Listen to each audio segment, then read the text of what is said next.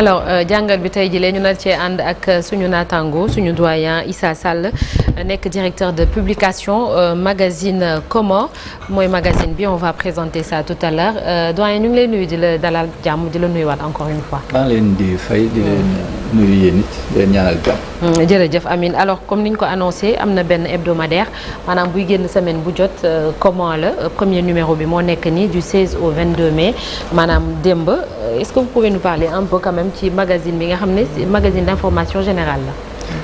waaw mën nañ ci wax mais ça va être très difficile parce que un journal en français nga bëgg ko traiter en wolof day xaw a compliqué journal la rek comme journaux yëpp mais bii benn yoon lay génn ci ay bés donc ay samay naataango la àndal pour ñu def ko mooy Omar Diouf Fall ancien directeur de radio Cheikh Thiam ancien directeur du Soleil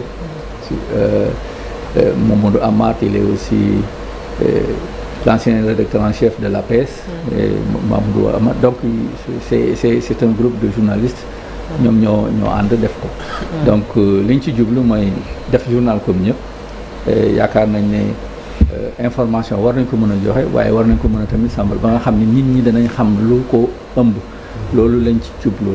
parce que hebdomadaire noonu lay doxee du li xew tey nga génne ko du journal suba mais li xew tey nga fexe ba nga xam ne ñu xam li ko jiitu ak lam fam jëm loolu mooy hebdomadaire noonu la ñuy defaree hebdomadaire loolu lañ ci jublu moo tax ñu defar journal bi c'est ça parce que gis nañ fi ay sujets yoo xamante ni sujet d'actualité yu am solo comme ni nga ko waxee loo xam ne fan yee weesu la mais ngeen ñëwaat ci amplement xañ na duñ ci xuus ci nu mu gën a yaatu pour permettre quand même aux lecteurs ñu dem jënd ko c'est ça mën koo lire Chérif. lu mu jaar journal bi 2000 francs lay jar mais premier numéro dañ ko jaayee 1000 francs pour lancement bi donc lancement la woon tey sax la nga waroon a génn normalement mais dafa amoon problème technique moo tax ñu koy reporter semaine prochaine ci la ñuy commencer vraiment journal bi article yu intéressant mais doyen xam nga yéen a fi indi woon Nouvel Horizon muy magazine boo xam ne tamit vraiment Sénégal yi bëggoon nañ ko benn moment muy presse magazine ñu nekk ba càgg presse magazine boobu disparaître ndax ay jafe-jafe yu ngeen doon jànkonte lu tax maintenant ngeen jugé nécessaire encore ñëwaat ci. bon xam nga époque yi du benn Nouvel Horizon bi muy commencé hebdomadaire amoon na fi mais bëriwul après ñu dem ba nga xam ne nag y a une crise économique en 88 il faut en 2008 plutôt et il y a une crise économique qui avait touché tout le monde et que nous aussi on avait été touché par cette crise économique et le pays n'allait pas aussi bien que dañ koy fàtte mais noonu la et le commercial bi doxatul woon ni mu doon doxee nit ñi sax jënd journal bëreetul kon donc looloo ko kii bi ñu ko gisee ñu xam ne mënut sa dem ñu arrêté ko li ñu amoon ñu jaay ko jox ku ne sa li nga war a am sa yelleef après ñu libéré journalistes ñu ngi ci yeneen organe di liggéey bii man dama toog ba caag ma ne pourtant war nañ mën a defaat un hebdomadaire bi ma ko xalaatee ma liggéey ci lu bëri après ma ne naa ko def mais ci diggante bi dama fee demoon à l'extérieur pendant quelque temps ci benn contrat mu amoon avec Nations Unies bi ma dellu see ma waat samay xarit ñu ñëw ñu lancé waat ko li tax ñu lancé ko te dañoo xam ne mën na am parce que tamit buñ ko dañ cee xalaat ba xam fan lañ ko mën a jaarale pour mën ci am ay recettes parce que tamit journal bu mënta am recette c'est pas la peine voilà waaw xam nga fii bëri na ay journal 100 francs mais 100 francs mënut a dundal benn journal donc jarta boo jaayee 10 000 exemplaires 100 000 exemplaires sax bu doo am 100 000 francs de bénéfice donc loolu moo tax ñu ne dañuy def hebdomadaire te hebdomadaire bi am na ay nu ñu ko war a doxale pour mu jox ñu ay recettes yoo xam ne dana mën a dox évidemment c'est pas la peine de faire un journal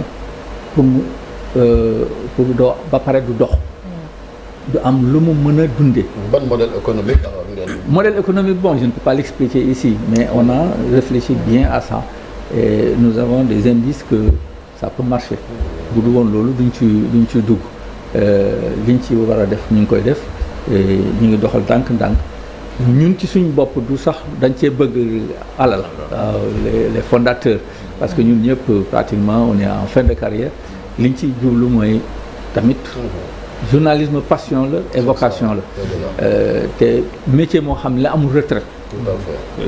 Normalement ku ne mën naa liggéey ba mënatul rek bu mënatul bu dee doole ki waaye journaliste ñëw taxaw ba nga xam ne jékki-jékki ne bàyyi naa dem loolu vraiment du métier journaliste parce que profession libérale la donc war nañoo mën a continuer di liggéey suñu xam-xam di ko partager parce que loolu journaliste moo gën a généreux ci àddina bi xam dara wax ko ñëpp scientifique bu xamee dafay dem uti brevet denc ko ñun nag bu ñu xamee dañuy partager loolu tax mais doyen bon on sait que c'est des journalistes chevronnés quand même qui sont derrière mais par rapport au traitement de l'information naka ngeen ko bëgg a traiter dans une époque boo xamee ni maintenant en un clic que dara su xewee tu as l'information sur le net mais traitement souvent se nu mu tuddati fait défaut ou bien defewuñ ko comme niñ ko war a defee et là version magazine la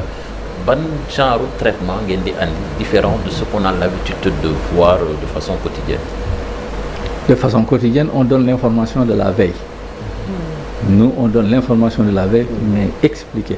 Parce que souvent, les gens se trompent sur le papier. Le papier, c'est aussi bien que le net. C'est la même chose. Hein. C'est aussi numérique que c'est de l'information.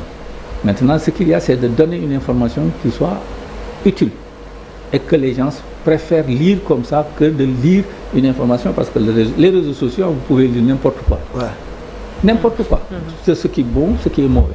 Nous, on essaie de dire, comme on l'a dit je l'ai écrit dans l'édito.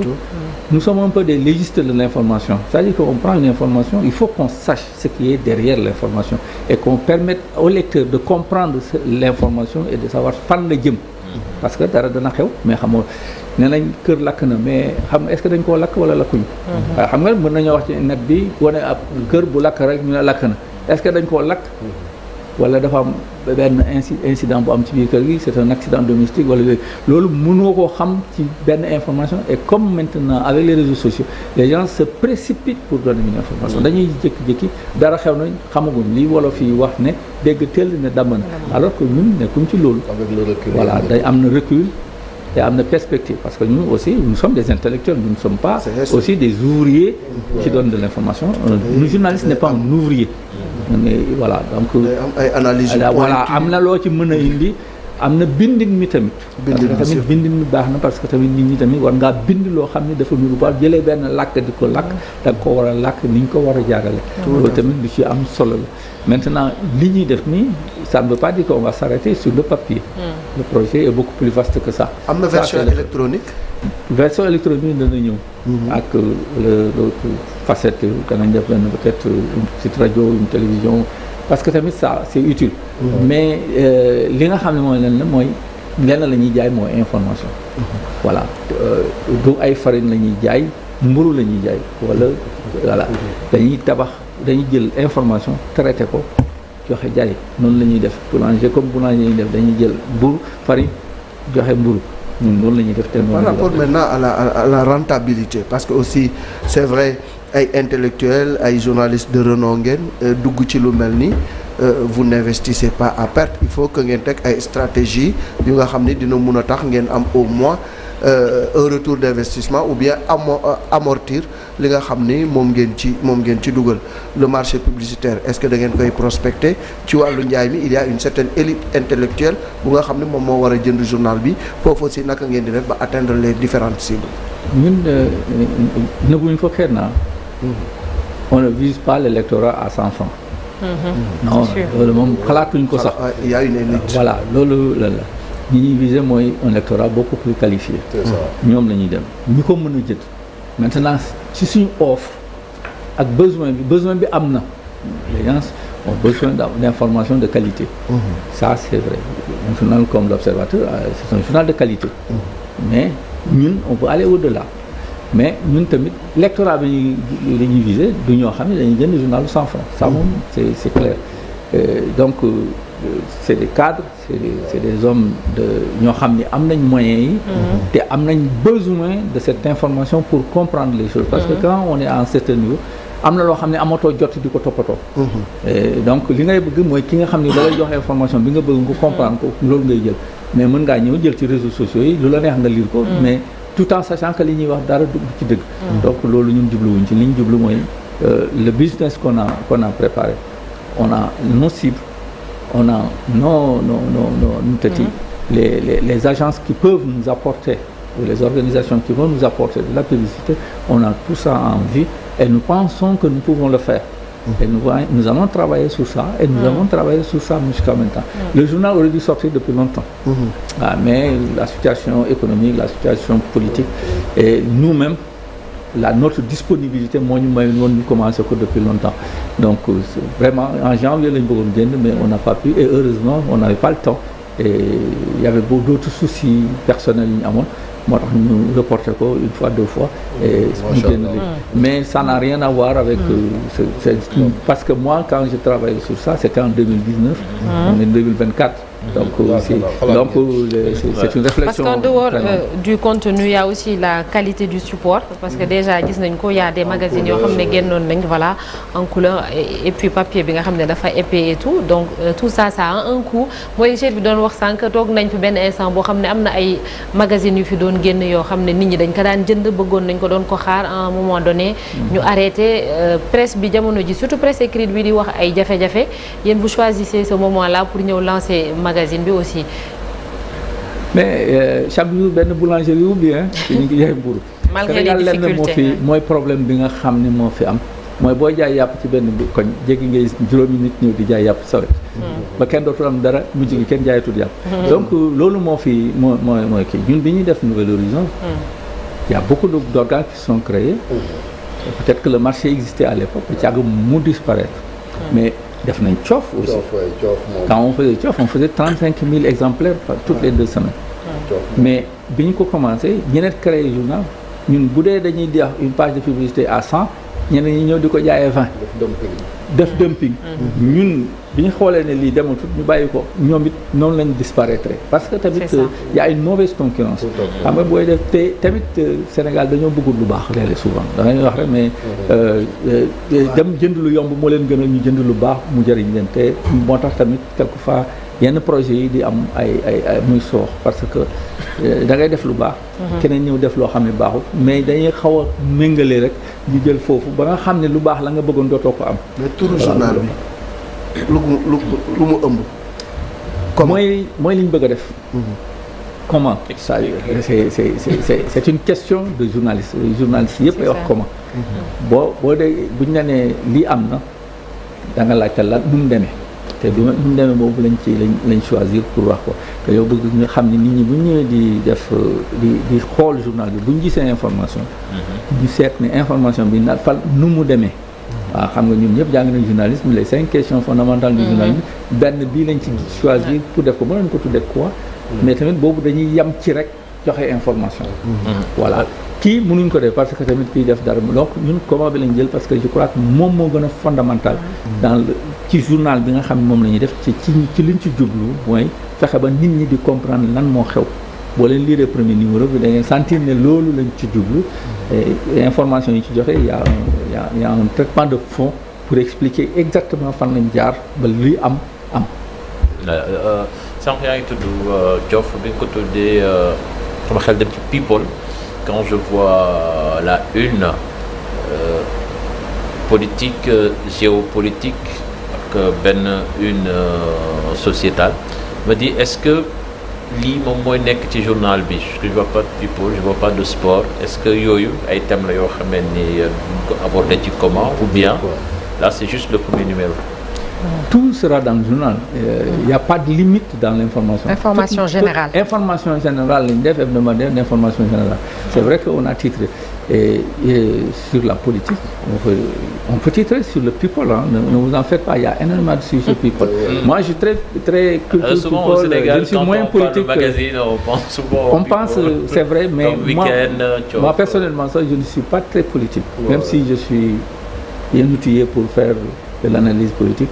J'aime bien les sujets de magazine, comme on dit. Bien sûr, ouais. Voilà, donc, mais ça, on en a. Ici, on a traité d'un sujet magazine qui est un peu politique. C'est la méchanceté. les réseaux sociaux. On a dit voilà pourquoi cette méchanceté. C'est très actuel en ce moment. Voilà, on a sorti la méchanceté et sur ça on a rencontré des gens pour expliquer mais pour quelle raison les gens sont méchants et fiers d'être méchants, de se cacher. Voilà, c'est-à-dire que les gens sont heureux d'être méchants gratuitement et ça on l'a traité dans ce journal, dans ce numéro. On va traiter d'autres sujets comme ça de cette nature. Parce que quand même, nous ne ferons pas du journalisme quotidien, nous aurons du journalisme d'analyse et voilà, les phénomènes sociaux qui se déroulent dans notre pays, on va travailler sur ça et on va sortir des informations de ce métier, on va traiter avec des angles de traitement assez particuliers. Parce que il faut aussi de l'imagination. moom la ñuy wax ñun du ñuy ay ouvriers, ay intellectuels lañ, dañu jàng dem université am loo xam ci métier bi, donc mën nañ ci jaar ba ñi nga xam ne ni ñuy def war naa mën a intéressé Sénégal. xam nga mën ngaa xam dara mais am na loo xam ne doo ko ci xalaat. ñi nga ci xalaatu nag moom lañ ko niñ ko gisee benn boor bi moom lañ ko xool. mën nañu def xam nga traité ay làmb ak yooyu mais ngemb fu mu jógee ak yooyu boo ko xoolee. mën nga ci def un sujet.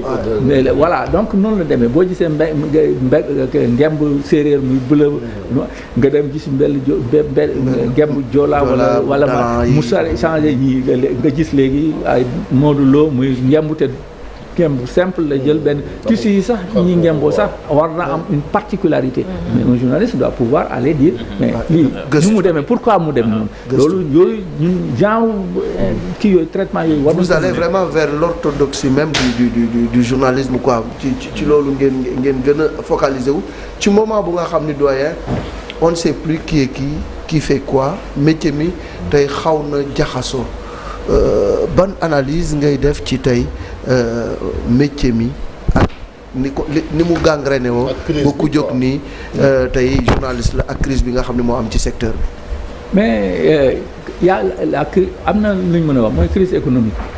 Crise économique mooy l'offre n'est pas bonne. voilà waaye on jaay journal à 100 francs boo ko demee imprimer ko à 70 francs jox distributeur bi mu jox la 10 francs boo jaayee 10 000 exemplaires tu as 100 000 francs avec 100 000 francs tu ne peux rien faire donc loolu crise boobu am na. Deuxième crise bi mooy depuis le début des années 2000 il y a une offre de presse boo xam ni de Maître Wade boo xam ni mu joxe ay licences partout.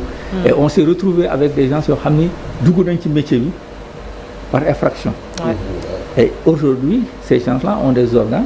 Ils ont une autre conception de la presse et que cette conception-là dafa répondre à un besoin nit ñi dañoo bëgg ay waxu grand place waxu grand place waxu sa xalaat donc et loolu la donc voilà buzz yooyu et ça ça prospère ça prospère parce que nit ñi bu ñu bëggul woon journaux yooyu du ñu am mais journaux yi ci mën a am qualité mën ci am li ñuy wax ne efficacité commerciale bëriwul maintenant loolu mën nañ ko teg de côté maintenant la crise bi nga xam ne moo ñëw yokk agrémenté loolu yëpp mooy la crise des réseaux sociaux. on produit énormément d'informations. et nit ñi am nañ accès à l'information aussi facilement doo ñëw ci kiosque jënd kenn dematul ci kiosque di jënd journal. bu la ko dul sa kër doo dem man danaa toog sama kër yónni ñu jënd parce que par acquis de conscience et j'ai envie quand même de payer mon journal. mais du ñëpp ñoo ko def da nga gis koo xam ne journal 100 francs sax da koy àbb. voilà donc loolu mooy wane ne nit ñi. c'est une qualité parce que tamit boo amee journal da nga koy jàppale. man bu may jënd damay jënd journal parce que war naa wax ne sama liñ ma jox war nañoo mën it ñoom it mën a am alal joo xam ne dana leen may ñu continuer di def seen métier. mais ici au Sénégal on ne soutient pas la presse. nous quand on disparaissait avec Nouvel Horizon. mais personne ne nous a soutenus.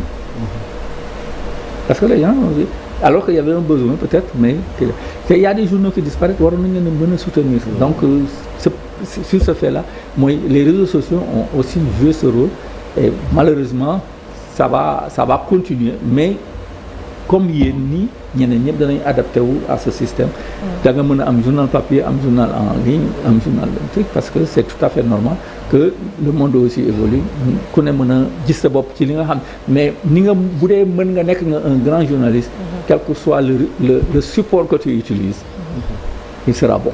D'accord merci beaucoup lan mën a xaar aussi ci les nouvelles autorités ci presse bi justement ci ak li nga xamante ne au-delà de régulation bi mais crise yi ni jànkoonteeg sur le plan économique ñu régler ko am na assises yoo xamante ni defoon ngeen fii les acteurs là ñu ngi xaar sax les résultats loolu sax moo empêché première rencontre boo doon am entre le ministre de la communication ak les associations de presse.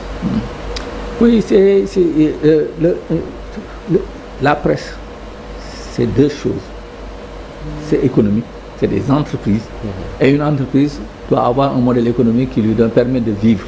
Beaucoup amoutées, de disparaître. Comme les hommes vivent et meurent, les organes de presse aussi peuvent vivre et mourir. Ça, c'est un. La deuxième chose, moi, les autorités, ce qu'ils peuvent, c'est permettre à ce que l'écosystème de la presse marche correctement. Et ça, c'est des réflexions très importantes.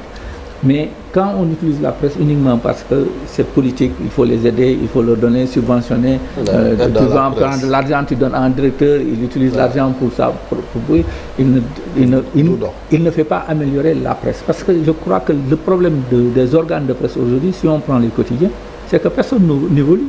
C'est la même chose. 8 pages, c'est rien du tout. 100 francs, c'est rien du tout. Vous allez au Mali, vous allez en Côte d'Ivoire, les journaux ne coûtent pas 100 francs. 100 francs, c'est pas économique. Donc, ça veut dire que l'écosystème n'est pas bon. Et que ils ne veulent pas évoluer. Parce que je pense que toute la presse devrait se réunir pour appeler les lecteurs, ou plutôt les lecteurs, ñu jàppale leen. Tout à fait. Parce que ne leen d'abord de leen jënd journal. dem leen mais moi je sais qu'en France il y avait la presse quotidienne française régionale qui faisait de la publicité pour demander à ce que les gens les soutiennent. Mais ici chacun pour sa bouille. Ici vous êtes ici, d'autres sont là-bas. Mais personne ne cherche vraiment à trouver ce qui est commun à tous, mooy avoir une presse rentable, qui est économiquement forte et professionnellement bien solide. loolu kenn du ko toppatoo xaalis rek la ñuy toppatoo ku ne sa boor ku ne tamit boo amee xaritu gouvernement nga topp ko mu dale jàppale yooyu doo ko wax fenn donc loolu rek moo fi amal mais il faut qu'on trouve un moyen de nous retrouver et de défendre ce qui est le fondement du métier, c'est-à-dire que d'abord c'est des entreprises, défendre l'entreprise, et deuxième chose c'est un métier noble, défendre ce métier noble avec une solidarité entre les organes. Comment Merci acheter beaucoup. comment et où acheter comment? On peut l'acheter en kiosque. Ça va être distribué. Et deuxième chose, avec les abonnements aussi. Nous, on est dans une perspective d'abonnement. Ouais. Merci. D'accord. En tout Merci cas, beaucoup bonne chance, doyen Issa Sall. bonne chance. Absolument. Et c'est heureux aussi que doyen yi ñëwaat. depuis nañu leen di gisaat di gunge xale yi parce que tumuraan ko woon na fi ñu gis gars yi dañoo dëgër bopp de léegi ndax neex nañoo gunge léegi. voilà mais bu ñuy liir lii xam ni kii qualité la ngeen ak li ngeen def ci métier bi muy lu am solo.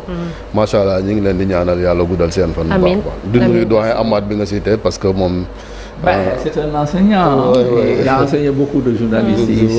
Cheikh Thiam, c'est un Cheikh Thiam, comme yëfam la économie. Voilà, donc tous ils ont choisi de venir et de participer, de travailler sur ça. Et nous pensons que nous avons vraiment le savoir pour faire ce journal. Absolument. Nous sommes sûrs que nous pouvons le faire.